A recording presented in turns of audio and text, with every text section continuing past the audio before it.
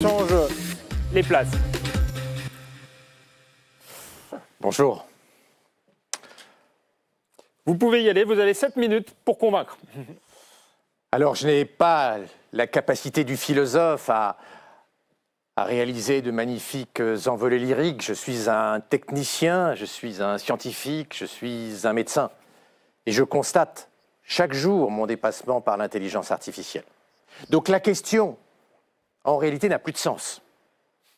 Le problème, pour tous les jeunes qui nous écoutent, c'est comment trouver sa place, comment trouver sa niche écologique au moment où l'intelligence artificielle nous dépasse, me dépasse, dépasse chacun d'entre nous.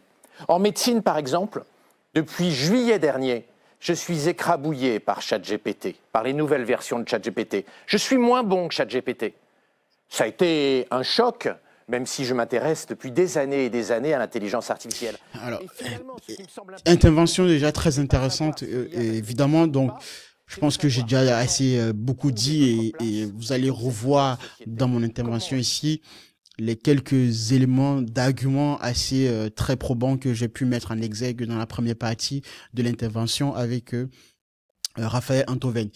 La question, évidemment, en tant que spécialiste dans son domaine, et ce qu'il dit en soi, évidemment, est très concret parce que au quotidien, nous avons une fonction utilitaire, une fonction d'utilité que le marché, que la société va nous attribuer. Quelle est donc notre place dans cette société si ce n'est de pouvoir réaliser une certaine tâche à un moment donné dans une période de 24 heures.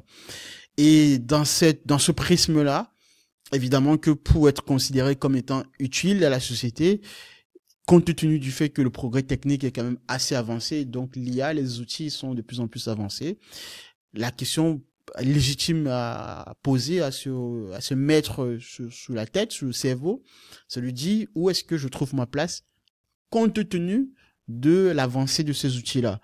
Donc, pour les étudiants, par exemple, comme je vous ai dit, si vous êtes étudiant, si vous ne savez pas utiliser ChatGPT, par exemple, un LLM, un grand modèle de langage, et bien d'autres outils d'IA qui viendront, vous ne servez à rien, vous ne savez plus déjà à rien.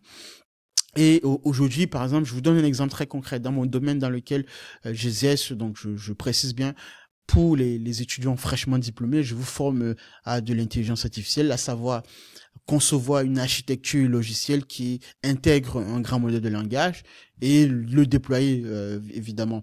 Déployer, être capable de pouvoir avoir toutes les contraintes, prendre en compte le besoin de l'entreprise, de pouvoir maîtriser tous les aspects techniques derrière. Qu'est-ce qu'un modèle d'embedding? Qu'est-ce qu'une base de données vectorielle? Comment on indexe une base de données vectorielle? Comment on récupère un vecteur qui va pouvoir récupérer les informations, le prompt posé par l'utilisateur. Bref, tous ces éléments-là, c'est ce qu'un ingénieur aujourd'hui est capable de réaliser rapidement. Je voudrais rajouter que, par exemple, si vous prenez le métier des développeurs aujourd'hui en entreprise, auparavant, dans les projets informatiques, le développeur était cette personne qui était capable de venir développer sous un langage particulier, en Java, Python, en C, etc., un besoin bien particulier. Aujourd'hui, avec les grands modèles de langage, en un claquement de doigts, en 1 minute, je suis capable de pouvoir générer 200 lignes de code. Et si vous restez encore dans la vieille époque, en tant que développeur, sous cette phase-là, sous cette tâche bien particulière d'écrire uniquement du code, vous ne servez plus à rien, parce qu'aujourd'hui, les grands modèles de langage le font déjà.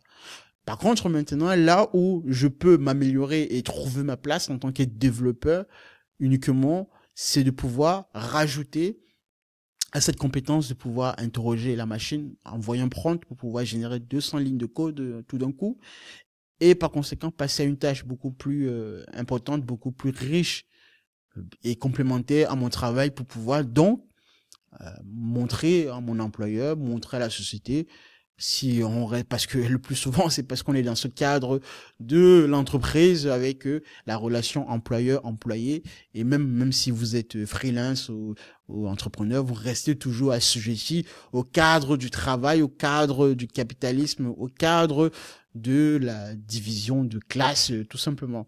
Donc ça, la question, elle est toujours là, elle est toujours légitime. Où est-ce que et comment je fais pour trouver ma place compte tenu de l'avènement de ces outils dits intelligents.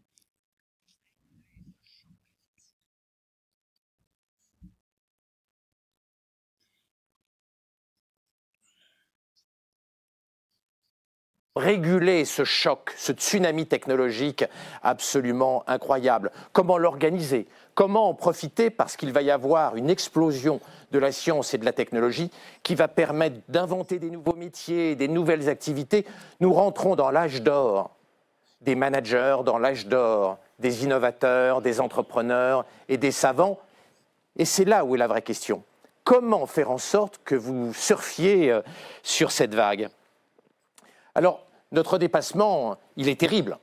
Pour tous ceux qui utilisent les versions récentes de ChatGPT et de Gemini, O3 et puis Gemini 2.5, vous voyez bien que l'IA galope à une vitesse folle.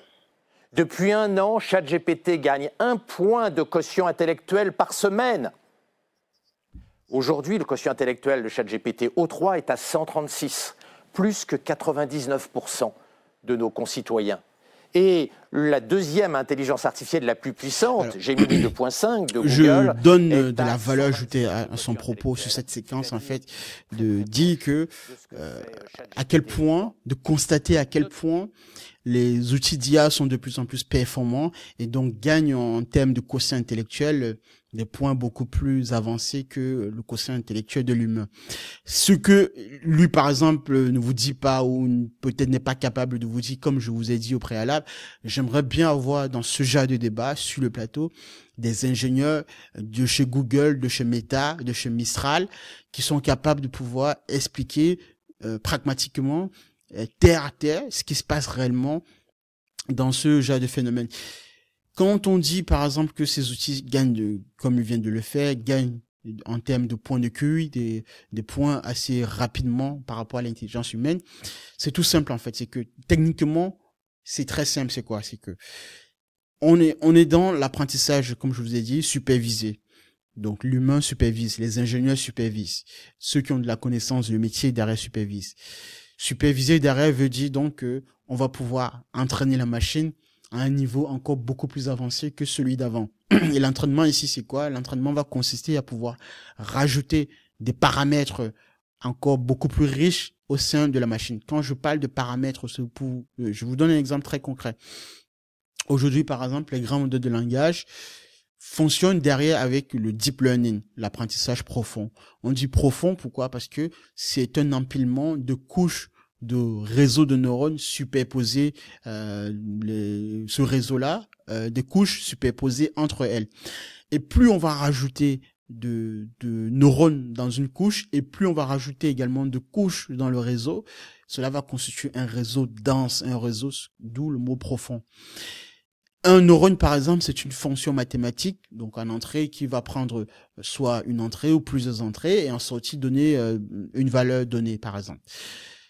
Le fait de dire également ici que on constate des points de QI dans la machine, enfin, du fait que la machine soit beaucoup plus rapide dans le calcul, c'est parce que derrière vous avez une architecture qui devient de plus en plus performante, et par conséquent, en rajoutant donc des paramètres tels que le nombre de neurones, le nombre de couches et la vitesse de calcul combinatoire du réseau.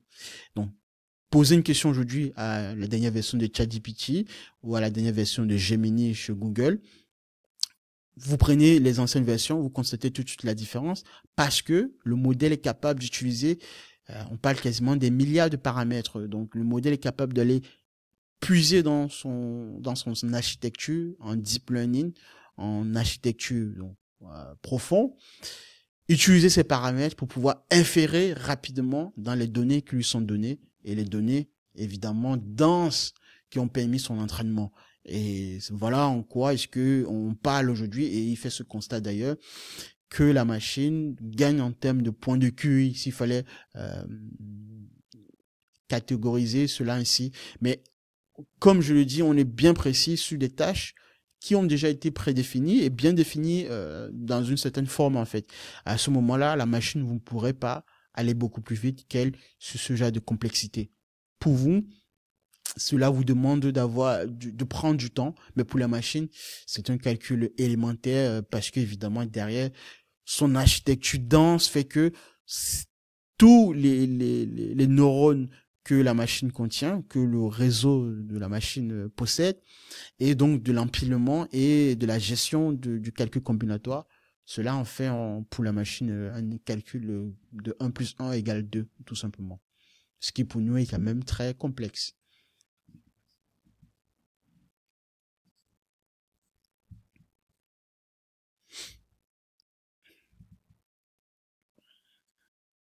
Notre dépassement, il est en cours. La question aujourd'hui, c'est qu'en faire? Nous avons 3 chocs qui arrivent simultanément. Un choc schumpeterien, pour référence littéraire, etc. Transformation Joseph radicale de Schumpeter, l'économie. destruction créatrice. Donc à chaque, pour résumer, pour faire plus court, à chaque nouvelle technologie, enfin lorsqu'une nouvelle technologie arrive dans le marché, une nouvelle méthodologie, un nouveau process, etc. Il y a la destruction en première phase qui va se produire, mais par contre, il y a une création également qui va se produire du fait de l'adaptation. C'était quand même très intéressant et d'aller comprendre. Et c'est pour ça que il ne faut pas uniquement se limiter. Comme je le disais, c'est très bien d'inviter ce genre de personnalité, on va dire, mais je trouve que quand même ils sont trop invités, toujours dans les mêmes débats, mais pour autant, à côté d'eux, je ne vois pas un aspect, quelqu'un qui pourrait rajouter des éléments beaucoup plus factuels comme je viens de le faire, tout en combinant également le point de vue de manière bien cadrée et bien circonscrit dans un périmètre qui fait sens.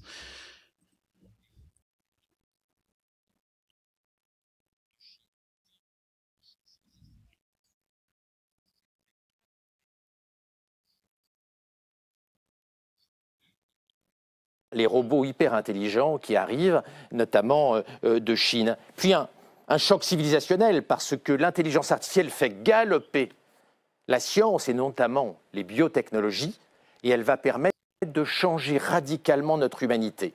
Enfin, un troisième choc qui a très bien été décrit par le prix Nobel de physique 2024, Geoffrey Hinton, qui est l'inventeur de toutes les intelligences artificielles modernes, ce qu'on appelle les réseaux de neurones profonds. Il a déclaré au Financial Times, au moment de son prix Nobel, « Nous ne sommes plus l'espèce la plus intelligente sur Terre, nous sommes la 2e espèce la plus intelligente sur Terre, derrière l'intelligence artificielle. C'est bien un choc anthropologique, c'est-à-dire une modification de notre rapport aux autres espèces sur Terre. » La Silicon Valley, cette année, va investir 360 milliards de dollars en recherche sur l'intelligence artificielle. Donc, l'intelligence artificielle va continuer à galoper. Et pour vous, comme pour moi, pour chacun d'entre nous, y compris Raphaël, la vraie question est celle de notre adaptation et de notre inclusion dans un monde qui va bouger de façon extraordinaire.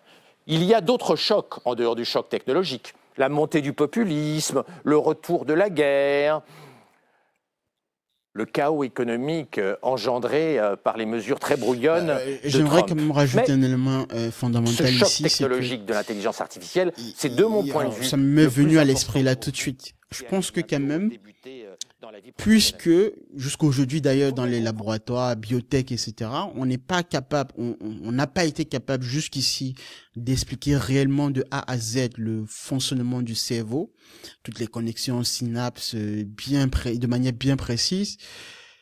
Et comme aujourd'hui avec l'IA, on a été capable de pouvoir produire une architecture de réseau profond, de deep learning, dont on est capable de pouvoir comprendre beaucoup plus riche, beaucoup plus concret son fonctionnement par rapport au cerveau humain. Et donc, on est capable donc d'aller par conséquent améliorer cette architecture-là, cette forme entre guillemets d'intelligence. Cela permet à certains, comme il a pu dire en fait le prix Nobel évidemment là-dessus, de pouvoir dire que cette intelligence-là est supérieure à l'intelligence humaine. Mais alors, ça, je pense qu'on n'en saura jamais, on n'aura jamais, c'est comme un nœud godien, on pourra jamais trancher sur cette question-là.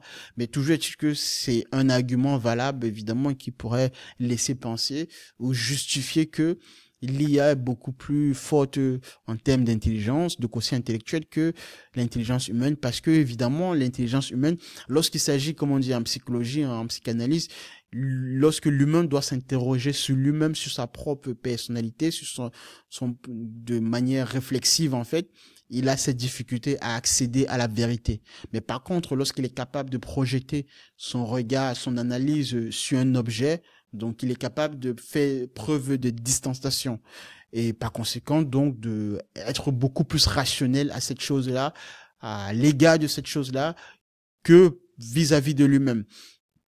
Voilà, ça reste discutable, mais je pense qu'il y a matière à pouvoir approfondir là-dessus. Et je pense que c'est peut-être aussi d'ailleurs ce qui fait qu'aujourd'hui, des personnalités comme lui ou comme d'autres personnes peuvent affirmer que l'IA nous dépasse déjà dans un grand nombre de tâches. Et toujours est-il que, pour revenir au concret, c'est comment trouver sa place dans cette société où l'IA sera généralisée et vous ne pourrez y échapper. Je voulais terminer en rajoutant également aussi l'incompétence de nos politiques. L'incompétence, surtout en France, je me précise bien. Quand vous regardez qu'aux États-Unis ou en Chine, les investissements colossaux sont alloués, des budgets pharaoniques en fait sont mis à disposition des grandes universités, des grandes institutions pour pouvoir faire avancer la recherche dans l'IA, dans des laboratoires. Et en France, par exemple, vous regardez le CNRS, je suis désolé, un chercheur ou ces laboratoires-là n'en disposent pas autant de moyens pour pouvoir poursuivre, aller véritablement questionner l'avancée de ces solutions-là. Faute de quoi, nous avons la chute des cerveaux, les meilleurs ingénieurs, les meilleurs cerveaux, les meilleures têtes s'en vont à l'étranger. Et en France, on reste dans quoi? Dans l'ingénierie de la taxe. Toujours taxer le citoyen français de base, toujours le faire payer beaucoup plus d'impôts. Et d'autre côté, l'IA avance, la technologie avance. Et je pense que dans ce pays, on va arriver dans des situations, oui, chaotiques. Les gilets jaunes, c'est rien. Ce que vous allez avoir, ce sera 10 fois les gilets jaunes dans un monde dans lequel les autres nations, les autres pays émergents, les autres sociétés auront déclassé la société française très rapidement.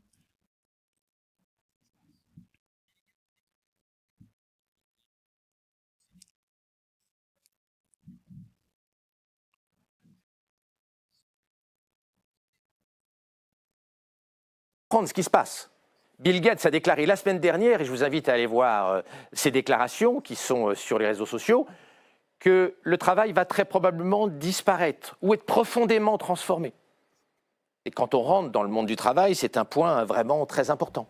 Il a également dit que la quasi-totalité des médecins vont être remplacés par l'intelligence artificielle dans les prochaines années, tant l'intelligence artificielle est supérieure aux gens de mon espèce, aux médecins. Barack Obama, il y a 4 jours, a dit la même chose, en incitant la société. C'est bien évidemment ce que je vous ai dit précédemment. Je découvre également le système politique à se mobiliser pour trouver des solutions sociales et politiques à ce tsunami. Et c'est ça qui est marrant, on se comprend, qui est beaucoup plus intéressant, c'est qu'aux États-Unis, vous avez quand même des politiciens, donc Barack Obama, ou des chefs d'entreprise, des Bill Gates ou des créateurs de sociétés, qui sont même capables de venir sur la place publique, d'apporter un point de vue très clair et très nuancé qui pourrait faire avancer le débat, questionner la question de l'IA d'un point de vue pragmatique, etc. Maintenant, je vous pose la même question. En France, qu'est-ce que vous avez? Est-ce que vous avez l'équivalent de ce qui vient de citer là? Je ne vois pas d'équivalent de Bill Gates en France qui est arrivé sur des plateaux, qui a pris la parole. Je ne vois pas d'exemple de Barack Obama, de président ou de ministre, de premier ministre qui viennent sur la place publique parler véritablement, je dis bien véritablement, tel que quelqu'un du terrain ou un responsable politique devrait le faire pour pouvoir faire avancer l'IA dans la société. Il n'y a pas ça. Tout ce que je vois au quotidien, c'est comment taxer les Français, c'est comment penser toujours les choses, enfin, ou des scandales qu'on entend ici et là, tout à fait, les Betaram et bien d'autres histoires de ce genre, ou l'immigration, ou des faits divers qui restent importants, mais sauf que derrière, on ne pose jamais véritablement la question de la technologie, la question de l'IA sur les plateaux, sur les médias de masse, aux heures de grande écoute. C'est déplorable, mais c'est un constat que je fais.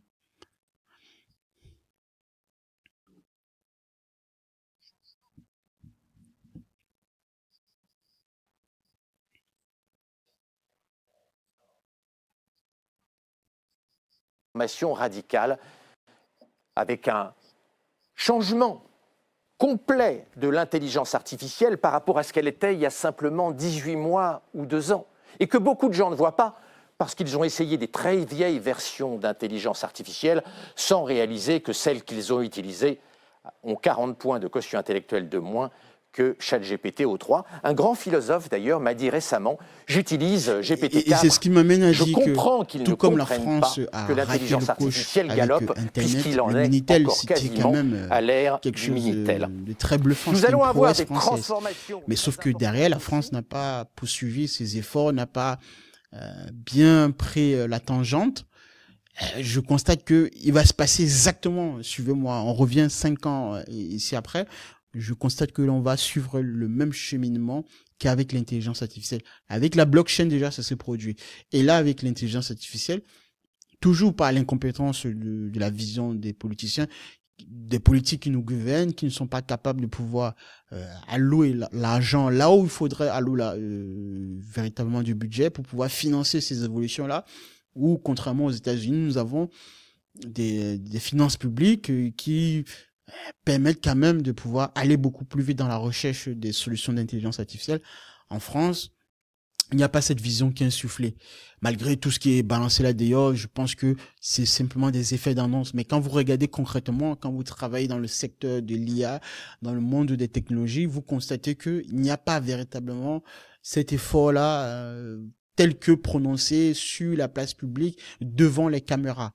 C'est pourquoi c'est regrettable. Et je pense que, outre aussi, bien sûr, l'éducation nationale, parce que c'est tout un ensemble de politiques cohérentes et agencées qu'il faudrait mettre sur pied. Mais comme il n'y a plus cette vision, en fait, le politique ayant perdu cette vision, cette notion de gouvernance, cette notion de pouvoir gouverner, c'est prévoir, gouverner, c'est anticiper, gouverner, c'est avoir une vision stratégique, c'est comprendre les choses à une certaine profondeur.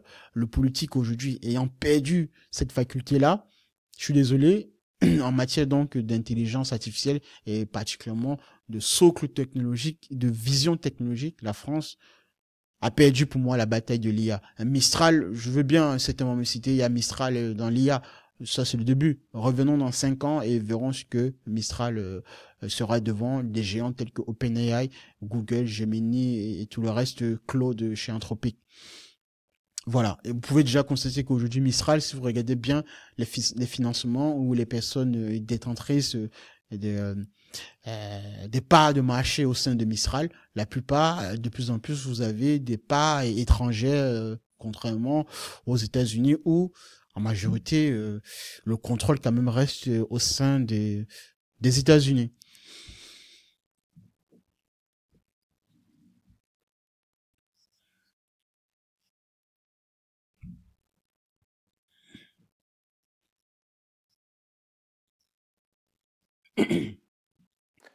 En matière médicale, Demis Hassabis, le prix Nobel de chimie 2024, je me méfie en général de ce genre toutes les intelligences artificielles chez Google, a prédit tous les cancers, que vers toutes les maladies. 2035 à Je pense qu'il y a quand même un toutes les peu maladies humaines seront guéries des effets par la d'annonce, super intelligence artificielle. Et Dario Amodei, mais ça donne quand même une certaine idée de la tendance, de ce qu'est véritablement la puissance de frappe de ces outils pour faire bien comprendre aux citoyens lambda, à l'individu lambda, à quel point ces outils avancent avec une vitesse fulgurante. Et je pense que c'est ce qu'il faudra retenir. Mais concrètement aussi, il faut dire 2035. Je mets quand même quelques réserves là-dessus.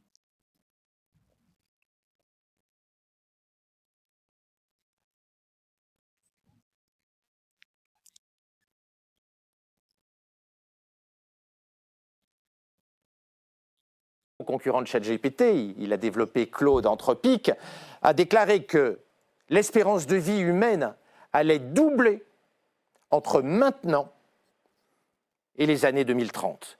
Il prédit qu'en 2037, nous vivrons au moins moins 2 fois plus longtemps qu'aujourd'hui. Il n'est pas qu'informaticien, Dario Amodei, il est également biologique. Cette transformation, elle est très rapide.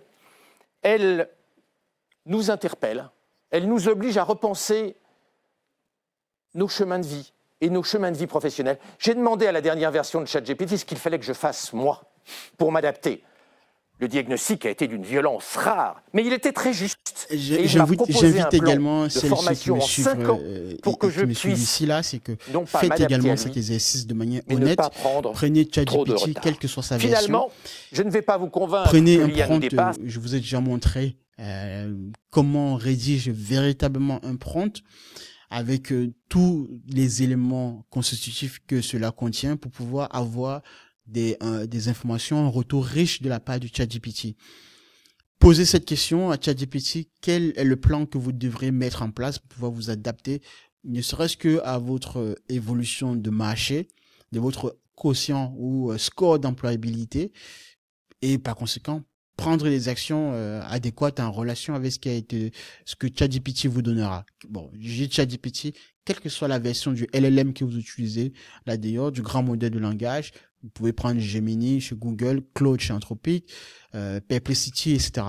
Bref, posez la question avec un vrai prompt et voyez ce qu'il vous donne en retour. Vous mettez votre secteur d'activité, vos compétences que vous savez faire et comment vous pourrez résoudre ce problème-là ou acquérir ces compétences-là. Voilà ce qu'il faudrait faire à minima, ce que vous aurez déjà dû faire bien avant même le regard de cette vidéo. Poursuivons le sujet.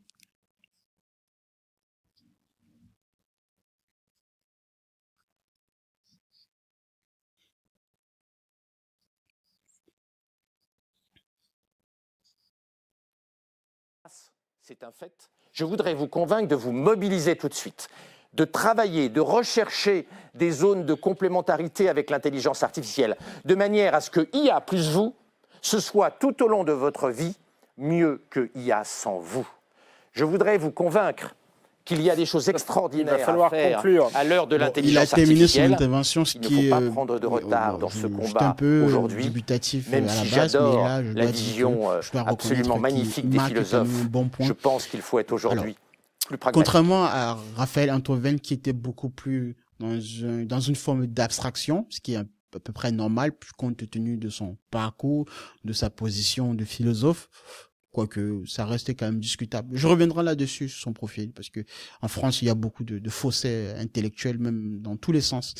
Mais disons que avec ses connaissances en philosophie, il est beaucoup plus resté, ce qui est normal bien évidemment, sur la partie abstraction.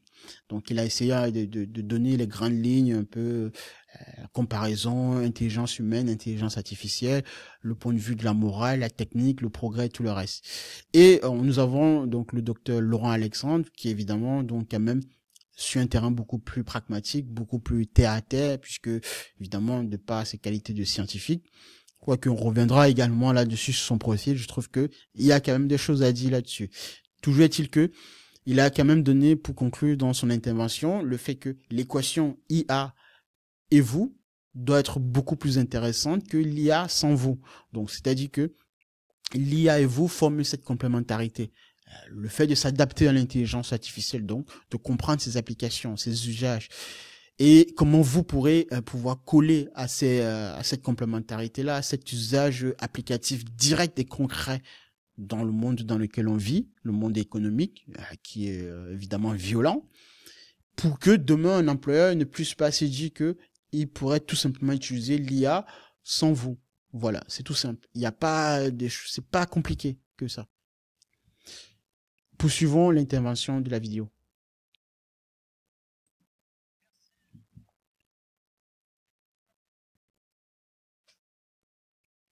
Bon, on prend quelques questions.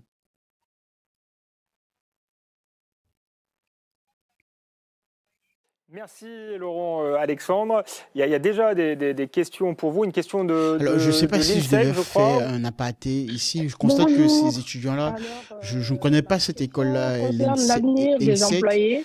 Donc la plupart des étudiants que je vois là, je regarde, je constate que ce sont des étudiants en master de gestion. Bon, je vais peut-être dire quelque chose qui va fâcher plus d'un. De plus en plus, les étudiants ne font plus des disciplines, de vraies disciplines. Je suis désolé de le dire. Moi, j'ai un parcours scientifique. Je suis allé en classe préparatoire scientifique. J'ai fait maths sup, maths p, MPSI, maths physique, sciences de l'ingénieur. Et après maths p, physique et sciences de l'ingénieur, PSI. Donc, j'ai fait les classes préparatoires scientifiques, les grandes écoles d'ingénieurs. Et après, l'école d'ingénieurs, évidemment. Alors, moi, j'ai fait des disciplines, donc des sciences dures. De plus en plus, je constate que déjà à mon époque, notre professeur disait que en France, les prépas sont en train de fermer, faute de quoi? Faute du fait que les élèves, après le bac, ne veulent plus aller en matière scientifique pour faire des disciplines, des sciences du. La plupart se dirigent dans quoi? Dans le marketing, dans les écoles de gestion, par exemple là, ou des prépas intégrés, ou fait des écoles de commerce. Donc on n'est plus en France là où avant quand même, je suis désolé, c'est ça qui a fondé, on va dire, l'excellence française, le fait d'aller dans des écoles prestigieuses, dans des disciplines, parce qu'évidemment derrière il y avait de la rigueur, un central, un mine-pont et tout le reste, via un parcours de classe préparatoire avant, que vous soyez au début très rebuté par ces 2 années de classe préparatoire assez difficiles, voire 3 pour certains. Toujours est-il que, à la fin, vous sortiez de là avec un bagage scientifique riche et une posture et une prise de recul assez très très profonde par rapport aux disciplines telles qu'aujourd'hui l'intelligence artificielle. Moi, ce que je constate aujourd'hui, bon, je peux comprendre que on est dans une société où c'est le profit, c'est l'argent, et on est dans des disciplines dans lesquelles il faut payer des écoles à plus de 20 000 euros l'année, écoles de commerce à la con, ou bien des masters de gestion. Ces étudiants-là sont quelque part livrés un peu à eux-mêmes face justement aux personnes véritablement ingénieurs et qui travaillent dans l'IA, qui vont être embauchés chez Google, dans les grandes entreprises start-up américaines. Tandis que la plupart de ces élèves-là vont utiliser ce que des personnes comme moi mettront en place. Il y a une forme je trouve, de décadence, même dans la décadence à tous les niveaux, vous me direz. Mais évidemment, là, en l'occurrence, comme je l'ai dit, l'éducation nationale déjà est en train de se casser la gueule de par son incompétence via le politique. Même l'école aujourd'hui, donc, n'arrive plus à accompagner ces étudiants-là, ces élèves déjà à la base. On est aussi, il y a la pensée woke également aussi dans la société qui est en forte expansion, qui se distille tel un virus. On considère qu'aujourd'hui faire les mathématiques ou les sciences dures, ça devient quelque chose d'ésotérique. Bon bref, poursuivons quand même et écoutons ce qu'elle a dit sur sa question auprès du docteur Laurent Alexandre.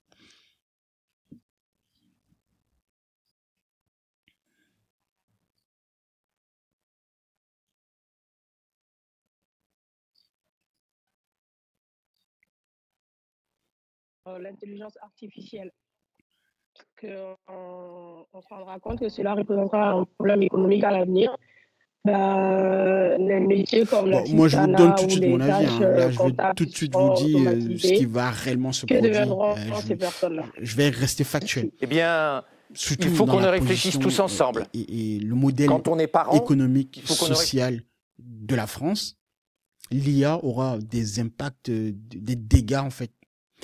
Alors, en termes de dégâts, donc le fait que on est dans un modèle économique social qui voudrait que, de par le modèle social qui doit contribuer, qui doit faire en sorte que les personnes qui travaillent soient prélevées à une certaine hauteur pour pouvoir supporter ce modèle social, de sorte que les personnes qui ne travaillent pas, qui touchent, enfin à l'époque RSA, RMI et tout le reste, puissent pouvoir, à un moment donné, vivre convenablement en attente de trouver un emploi. Pour l'emploi, aujourd'hui, France Travail. Par exemple, là, il n'y aura plus de plus en plus de l'argent dans les caisses. Pourquoi? Parce que les meilleurs ingénieurs, du fait que l'IA aura un impact très significatif dans la société de manière mondiale, tout particulièrement en France, avec les systèmes qui deviendront de plus en plus automatisés, les grandes entreprises, parce que le changement viendra des grandes entreprises. Les grandes entreprises vont adopter les solutions d'intelligence artificielle à d'ailleurs. Mais comme la vitesse de l'intelligence artificielle, la vitesse de cette technologie est beaucoup plus rapide que l'adaptation des humains, donc des salariés vis-à-vis de cette technologie, donc les grandes entreprises vont détruire de plus en plus de postes au sein des entreprises. Donc la gamme, la catégorie des employés, des individus qui n'auront pas été employés vont se diriger vers le modèle social français, dans lequel il faudra quand même que la France, si elle veut continuer à assumer son statut et garder le même modèle, sera en difficulté parce qu'il y aura une masse de personnes qui arriveront dans le chômage, en fait. J'allais dire le marché du chômage, bien évidemment, puisque dans ce modèle économique social français où des individus peuvent rester à la maison et toucher une certaine contribution de la CAF et des aides sociales, considère que c'est un marché et donc par conséquent, est-ce que la question va se poser à un moment donné au sein des politiques, est-ce que la France sera-t-elle capable encore d'assumer son modèle social? Parce que on aura une masse de plus en plus désuète, incapable à être adaptée au marché de l'emploi, compte tenu du fait de l'IA qui a pris leur place. Que va faire le gouvernement français à ce moment donné-là? Et vu l'avancée de l'IA, à quel point on avance plus rapidement, je pense qu'on va avoir des phénomènes de révolte, de gilets jaunes dans la société. Encore 10 fois plus que ce qu'on a connu jusqu'à présent.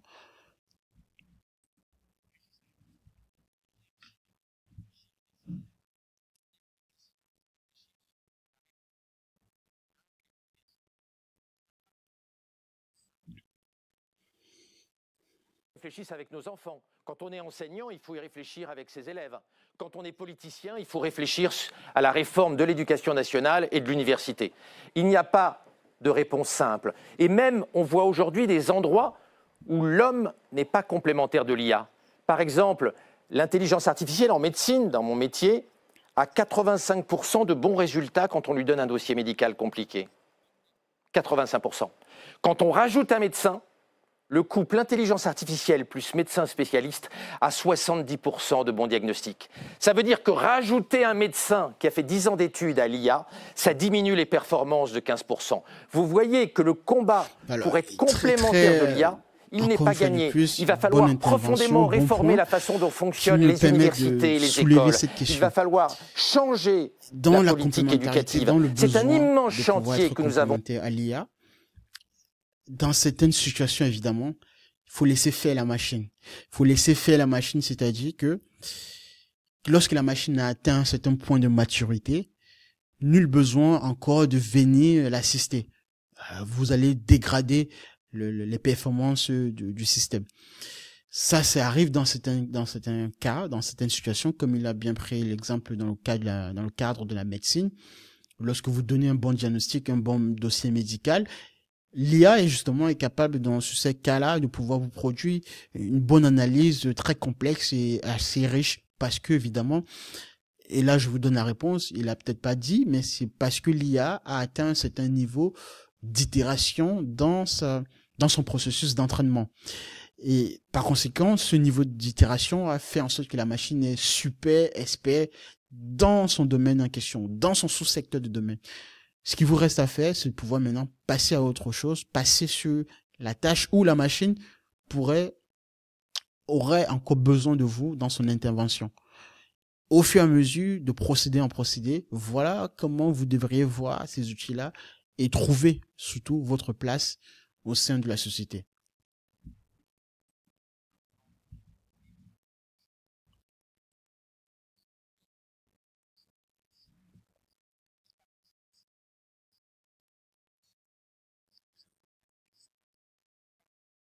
Devant nous, et je le répète, le fait qu'aujourd'hui, par exemple en médecine, dans toutes les études, IA plus médecin, c'est moins bien qu'IA toute seule, et ben ça nous interpelle. Ça m'interpelle, moi, en tant que médecin.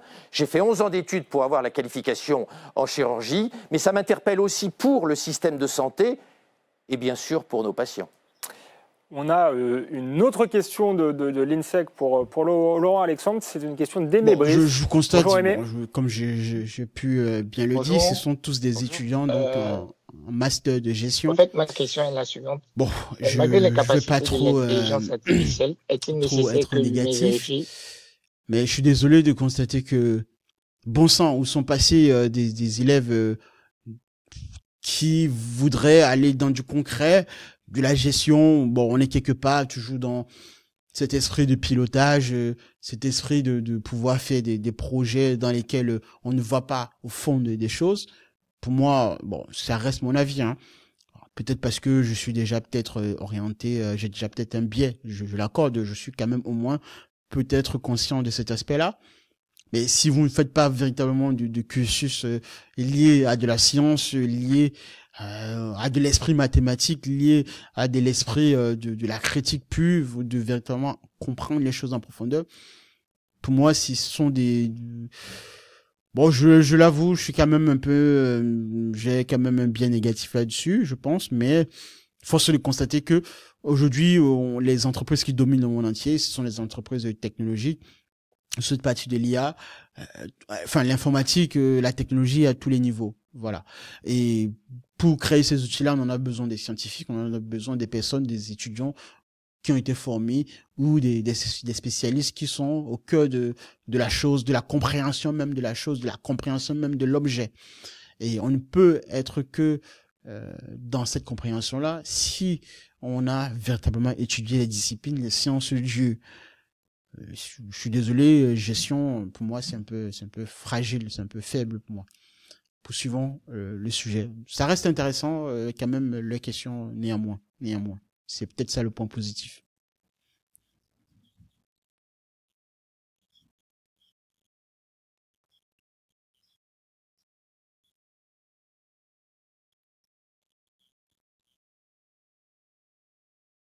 L'exactitude des analyses avant de les soumettre à un supérieur. Cela soulève donc une question. Est-ce que l'humain, en définitive, n'est pas le régulateur de l'IA? Alors, pour la première question, vous savez que l'IA hallucine, même les meilleurs IA comme ChatGPT O3, parfois dit des choses qui ne sont pas exactes. C'est ce qu'on appelle les hallucinations informatiques. Donc, avant de donner un travail, le RAG, il faut en fait, aujourd'hui RAG, vérifier. RAG, Cela dit, le taux d'hallucination, il peut être baissé. Retrieval Technique, Augmented Generation. chez Anthropic, En fait, notamment, ils ont utilisé des systèmes de RAG et ils sont tombés en médecine à un taux la récupération des informations. Quand on parle d'hallucination, c'est-à-dire que le plus souvent, c'est parce que l'IA, lorsque vous posez un prompt à l'IA, le retour qu'il vous donne est un faux semblant, en fait. Vous avez l'impression, si vous ne prêtez pas attention à sa réponse, que ce qu'il vous a donné est juste. Mais lorsque vous mettez vraiment un zoom sur son retour, vous lisez attentivement ce qu'il vous a donné. Ça peut être, par exemple, si vous avez des connaissances, toujours est-il que c'est là le point intéressant. Comme il y a des personnes qui vont perdre la notion du métier, de leur cadre du métier, donc du résultat réel, ces personnes-là seront, entre guillemets, bluffées par le retour que l'IA donnera.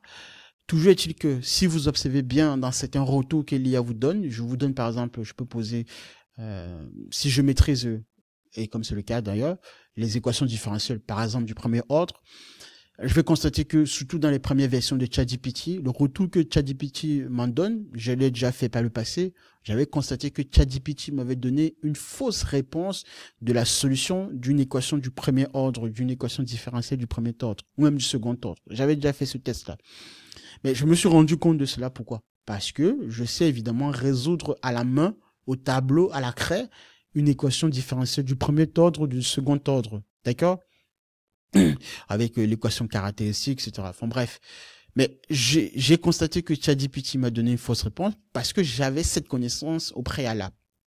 Si maintenant, disons, je suis un élève qui a été formé par l'école qui forme aujourd'hui la fabrique des crétins, donc n'ayant plus aujourd'hui, comme c'est la majorité de cas, des individus, des étudiants qui sortent là dehors, des bonnes bases de mathématiques, ces élèves-là ne connaissent plus comment résoudre une équation différentielle du premier ordre, déjà, et a fortiori une équation différentielle du second ordre. Ce qui veut dire que ces individus-là, si vous les mettez en face de ChatGPT, vous posez une équation à ChatGPT du second ordre, du premier ordre, et ils seront incapables de juger de la pertinence du retour que ChatGPT donnera en solution. Sauf que dans ces situations-là, ChatGPT, il pourrait y arriver. Alors, surtout dans les premiers modèles. Je pense que maintenant, les seconds modèles sont beaucoup plus avancés. Mais l'exemple est celui-ci, c'est que n'étant plus donc capable de pouvoir juger de cette réponse-là, le modèle va vous donner un faux semblant, un résultat faux, mais qui aura l'air d'être juste en fait. C'est là donc on parle d'hallucination, du phénomène d'hallucination, parce que l'IA derrière ne va pas utiliser ou n'a pas été capable d'utiliser ces données d'entraînement de manière fiable pour pouvoir répondre à cette question-là. Toujours est-il que le modèle vous a donné une fausse réponse. Mais comme vous n'avez pas prêté attention et que peut-être vous ne savez pas comment on résout à la main de manière factuelle une équation différentielle du premier ordre ou du second ordre, vous allez prendre cela pour acquis. Sauf que c'est faux. Maintenant, pour mitiger ce plusieurs de problèmes, on va mettre en place des méthodologies, ce que l'on appelle en particulier aujourd'hui la méthodologie la plus avancée au sein des entreprises, au sein des grandes boîtes, le RAG, donc RAG, Retrieval Augmented Generation, c'est-à-dire que on va mettre en place une base de données externe à l'IA, une base de données externe, assurer que chaque information qui est dans cette base de données à l'intérieur est une information très factuelle, à partir de laquelle, lorsque un individu, un utilisateur va poser sa question dans l'IA, on va forcer l'IA d'aller d'abord dans cette base de données vectorielle, qui est pour le coup une base de données vectorielle. Bon, c'est une base de données en tout cas, documentaire, qui a les règles que nous voudrions que l'IA puisse appuyer pour pouvoir répondre à la question de l'utilisateur. C'est comme ça donc on oblige la machine de pouvoir aller récupérer ces informations factuelles, les rapatrier, récupération, d'accord, et après maintenant générer une réponse sur l'interface de l'utilisateur dont on parle de generation dans le RAG.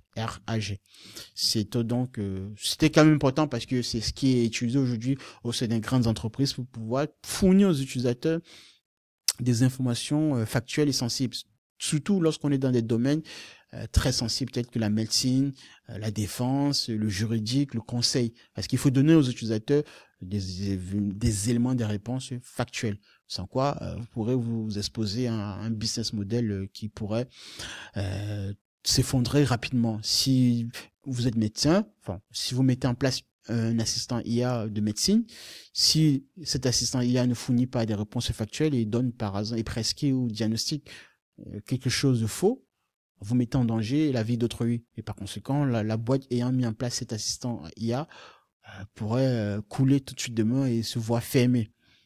D'où le RAG pour pouvoir mitiger ce genre de solution et apporter donc des modèles plus fiables que les IA actuels.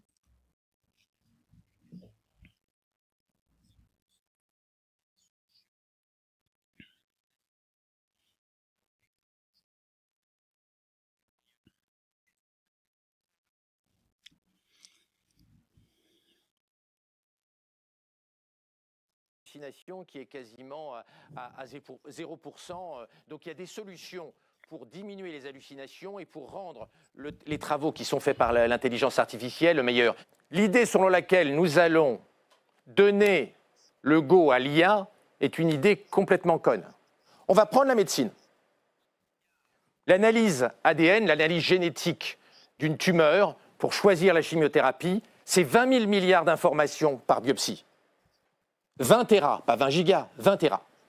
Aucun médecin au monde va pouvoir contester la décision de l'intelligence artificielle en analysant les 20 000 milliards de données de chaque biopsie pendant une consultation de 14 minutes, déshabillage et rhabillage compris. Donc l'idée sur laquelle l'humain va être capable de contester ce que va dire l'IA est une idée sympathique, bienveillante, mais conne et totalement illusoire. Mise en avant dans le recul de comprendre, d'accéder réellement à l'avancée fulgurante de ces outils d'intelligence artificielle. Il y a ce que l'on appelle l'explicabilité et l'interprétabilité des modèles. C'est-à-dire quoi? Dans l'explicabilité des modèles, c'est qu'on a constaté que Vous prenez à la base un réseau de neurones, deep learning, comme je vous ai dit, des neurones, des couches de neurones empilées entre elles. Lorsqu'on a 2 ou 3 couches, ça reste accessible à la compréhension de l'humain dans le résultat de sortie. N'oubliez pas, ce sont des fonctions empilées entre elles et auxquelles on fait passer les entrées et en sortie, on a un résultat. D'accord? Au lycée, vous avez utilisé des fonctions d'une seule variable, par exemple, pour celles et ceux qui ont continué plus loin en mathématiques, ont vu des fonctions de plusieurs variables. Donc, on va à X, on associe une fonction F et en sortie, on a un retour Y. Fonction d'une première variable et en sortie une seule variable. Maintenant, imaginez la même chose. En entrée, vous prenez plusieurs variables, x1, x2, xn, une fonction, donc f capable de prendre toutes ces entrées-là, et en sortie, plusieurs sorties, y1, y1, et, enfin, un vecteur tout simplement pour faire plus court. Lorsqu'on a un réseau de 2 ou 3 couches, ça reste accessible dans l'anticipation du calcul final du résultat en sortie. Maintenant, si on a un réseau de 20 000 milliards, par exemple, d'entrées, et un réseau de neurones assez dense, pareil, des millions, voire des milliards de réseaux de neurones, il est très difficile, en tant qu'humain, d'anticiper le résultat de sortie. D'où pourquoi, aujourd'hui, le terrain, qui est la branche qui étudie ça, c'est l'explicabilité des modèles. Être capable, aujourd'hui, d'interroger de manière critique, d'expliquer comment est-ce que la machine a fait pour répondre à telle question posée par l'utilisateur? Cela devient de plus en plus difficile pour nous humains parce que ces modèles, justement parce que je viens de vous dire, sont de plus en plus puissants et agrègent des informations de plus en plus volumineuses. Maintenant, il y a l'interprétabilité. L'interprétabilité, évidemment, c'est que je peux, par exemple, me situer dans un sens où, même si je suis pas capable d'expliquer de A à Z, processus par processus, parce que expliquer c'est quoi? C'est que votre réseau, il est assez dense, il est là, il contient des millions et des milliards, enfin des millions et voire des milliards de couches de réseau. Expliquer, si je suis capable de pouvoir expliquer ce qui se passe d'une couche à une autre, ainsi de suite, jusqu'à la dernière couche, là je suis profondément dans l'explication, dans le processus d'explicabilité. Maintenant, disons que je ne suis pas capable d'arriver à expliquer de A à Z, de couche par couche, ce qui est fait par chaque neurone artificiel, par le calcul de chaque neurone artificiel, mais qu'au moins, néanmoins, je suis capable d'agréger la majeure partie des informations pour donner un certain sens à cette explicabilité. Là, je suis maintenant dans l'interprétabilité. Ça reste toujours positif parce que ça permettrait quand même aux grandes entreprises d'ailleurs de pouvoir, lors des audits, expliquer ou interpréter un résultat fourni par la machine. Très essentiel ce que je viens de vous dire. Ce que je viens de vous dire, c'est une masterclass. C'est ce que vous n'allez pas entendre même dans des soi-disant, dans la bouche de soi-disant experts là d'ailleurs, que vous utilisez, enfin, que vous regardez, oui, dont vous utilisez la connaissance qui est assez molle, que moi je vous donne ici véritablement de manière gratuite.